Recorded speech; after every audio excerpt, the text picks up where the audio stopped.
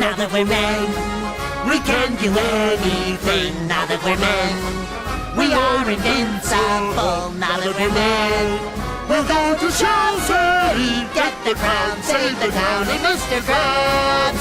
Now that we're men, we have facial hair. Now that we're men, I changed my underwear. now that we're men, we got a manly flair. We got the stuff, we're tough enough to save the day.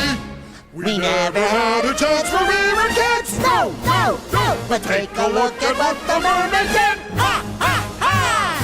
Patrick, time for some slapping.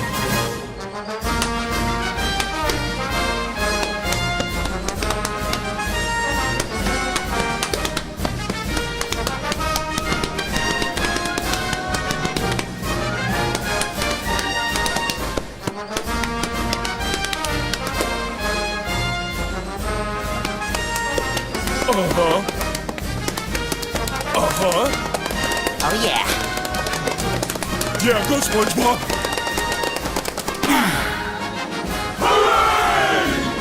Now that they're men, you can't bother them. Now that they're men, they have become our friends. Now that they're men, they'll be a happy end. They'll pass the test and finish the quest for the crown. They'll pass the test and finish the quest. They'll pass the test and finish the quest for the crown.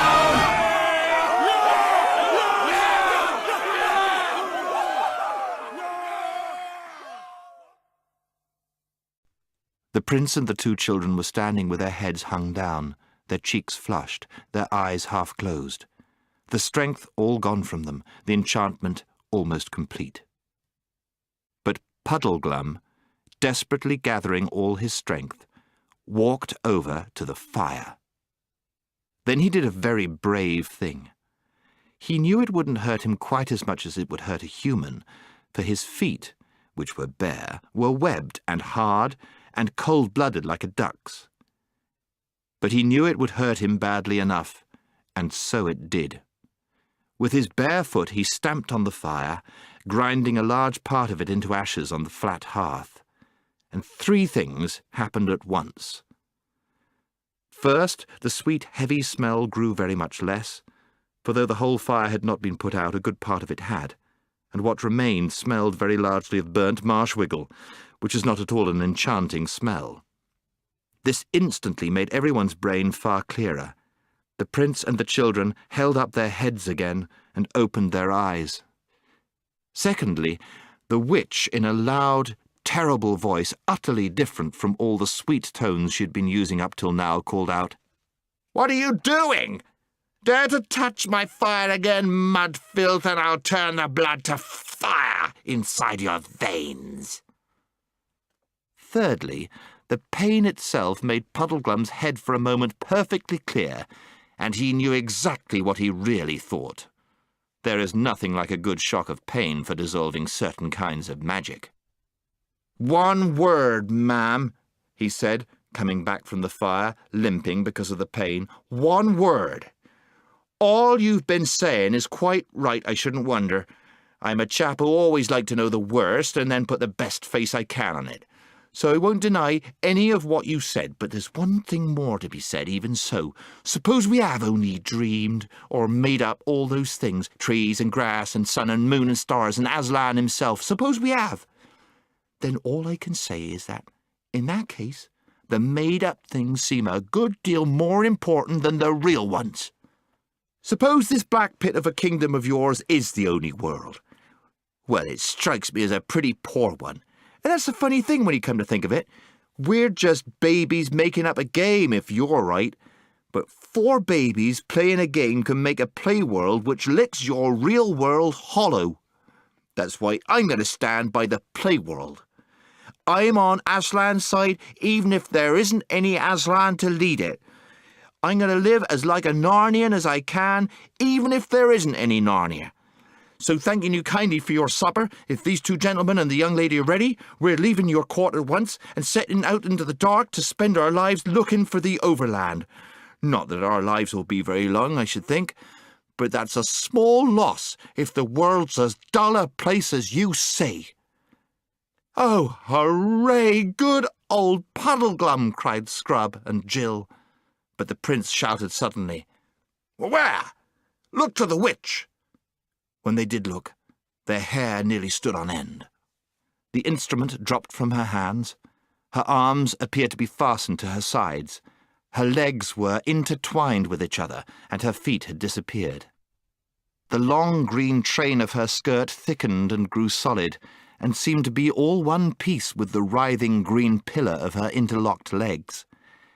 And that writhing green pillar was curving and swaying as if it had no joints, or else were all joints. Her head was thrown far back, and while her nose grew longer and longer, every other part of her face seemed to disappear, except her eyes. Huge, flaming eyes they were now, without brows or lashes. All this takes time to write down. It happened so quickly that there was only just time to see it. Long before there was time to do anything, the change was complete, and the great serpent, which the witch had become, green as poison, thick as Jill's waist, had flung 2 or 3 coils of its loathsome body round the prince's legs. Quick as lightning, another great loop darted round, intending to pinion his sword-arm to his side, but the prince was just in time. He raised his arms and got them clear. The living knot closed only round his chest, ready to crack his ribs like firewood when it drew tight.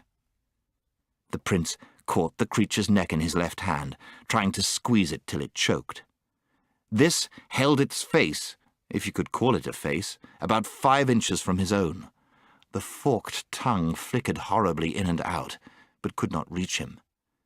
With his right hand, he drew back his sword for the strongest blow he could give. Meanwhile, Scrub and Puddleglum had drawn their weapons and rushed to his aid. All 3 blows fell at once. Scrub's, which did not even pierce the scales and did no good, on the body of the snake below the prince's hand, but the prince's own blow and Puddleglum's both on its neck. Even that did not quite kill it, though it began to loosen its hold on Rillian's legs and chest. With repeated blows they hacked off its head.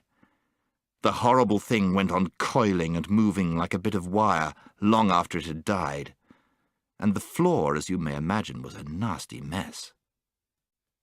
The prince, when he had breath, said, "Gentlemen, I thank you." Then the 3 conquerors stood staring at one another and panting without another word for a long time. Jill had very wisely sat down and was keeping quiet. She was saying to herself, "I do hope I don't faint, or blub, or do anything idiotic." "My royal mother is avenged," said Rillian presently. "This is undoubtedly the same worm that I pursued in vain by the fountain in the forest of Narnia so many years ago. All these years I have been the slave of my mother's slayer. Yet I am glad, gentlemen, that the foul witch took to her serpent form at the last. It would not have suited well either my heart or with my honour to have slain a woman. But look to the lady," he meant Jill. "I'm all right, thanks," said she. "Damsel," said the prince, bowing to her, "you are of a high courage, and therefore, I doubt not, you come of a noble blood in your own world. But come, friends, here is some wine left. Let us refresh ourselves and each pledge his fellows. After that, to our plans." "A jolly good idea, sir," said Scrub.